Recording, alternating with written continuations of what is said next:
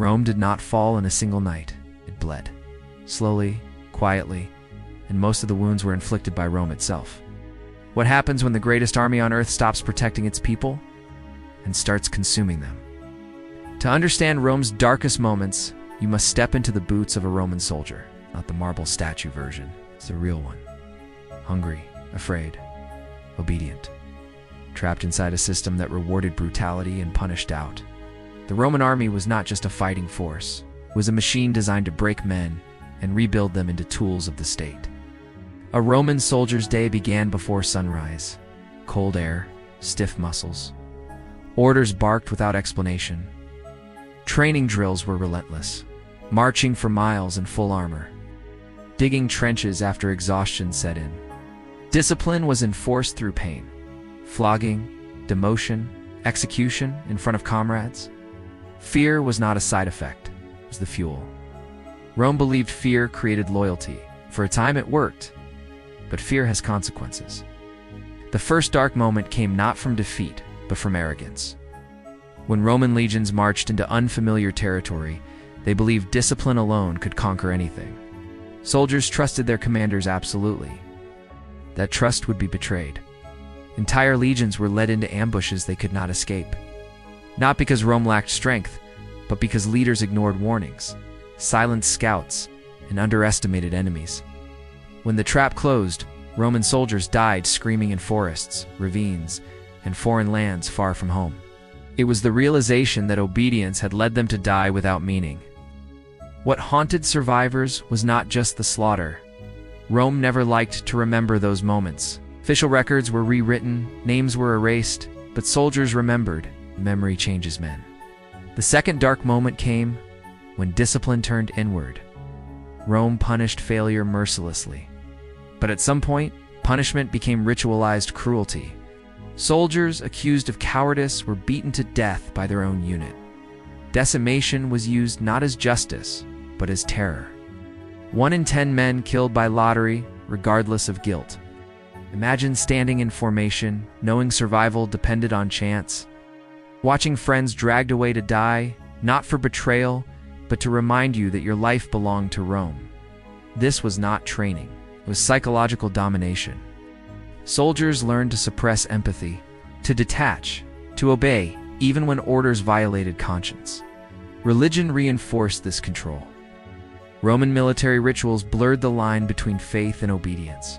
Soldiers swore sacred oaths to commanders, not just the state. Breaking an order became a spiritual crime. Gods were invoked before battles, before punishments, before executions. Disobedience was not just treason, it was sacrilege. The third dark moment unfolded when Rome's armies turned against its own people. Civil wars shattered the illusion of unity. Roman soldiers marched not against foreign enemies, but against fellow Romans. Villages burned, civilians were slaughtered. Brothers fought brothers under different banners. For soldiers, the moral conflict was unbearable. Who is the enemy when both sides wear Roman armor? The system offered no answers, only orders. Men were forced to commit atrocities against their own culture. To sack cities that once fed them. To kill citizens who spoke the same language, worshipped the same gods, shared the same laws. The army became a weapon of political ambition. Generals promised rewards, land, wealth, protection for families. Soldiers were encouraged to transfer loyalty from Rome itself to individual leaders. The oath meant less than survival. This shift was fatal. Once soldiers learned loyalty could be bought, Rome lost control of its own war machine. The fourth dark moment came in the camps at night, when discipline loosened and darkness revealed hidden habits. Roman military life was rigid by day and chaotic by night. Gambling flourished. Violence erupted. Forbidden relationships formed in secret. Soldiers were officially forbidden to marry for much of Rome's history. But human need does not vanish under law. Men formed attachments anyway, to local women, to fellow soldiers, to anyone who offered warmth in a life defined by hardness. Commanders knew this and exploited it. Threats against loved ones became leverage. Affairs became tools of blackmail. Emotional bonds were manipulated to force obedience. Soldiers learned that intimacy was dangerous, that caring too deeply made you vulnerable. Trust dissolved. The army that once prided itself on brotherhood became fractured by suspicion. The fifth and darkest moment arrived when Rome's army no longer needed enemies to destroy itself. As the empire expanded, the army changed. Recruits came from distant provinces with little attachment to Rome's ideals. Discipline remained brutal, but meaning disappeared. Soldiers no longer fought for the Republic or the Empire.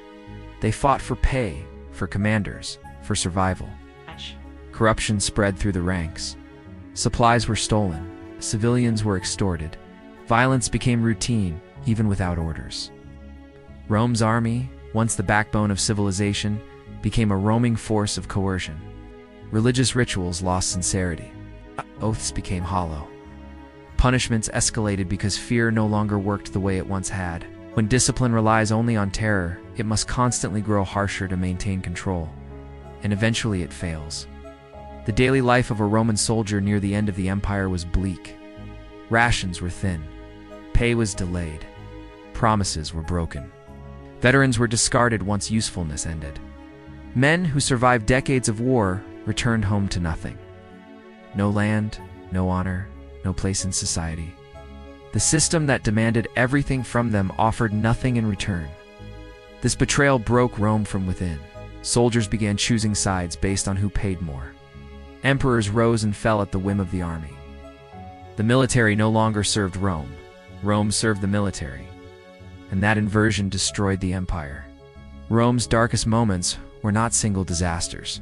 Oh, they were patterns, repeated choices, moral compromises made in the name of order. Fear replaced trust. Control replaced loyalty. Violence replaced meaning. The Roman army became a reflection of Rome's soul, powerful, disciplined, and hollow. What makes this history unsettling is not its distance, 'tis its familiarity. Rome did not collapse because it lacked strength. It collapsed because it forgot why that strength existed. And in the end, the greatest army the world had ever known stood surrounded not by enemies, but by the ruins of the values it had crushed along the way. The stones of Rome still stand. But if you listen closely, they do not tell stories of glory. They whisper warnings.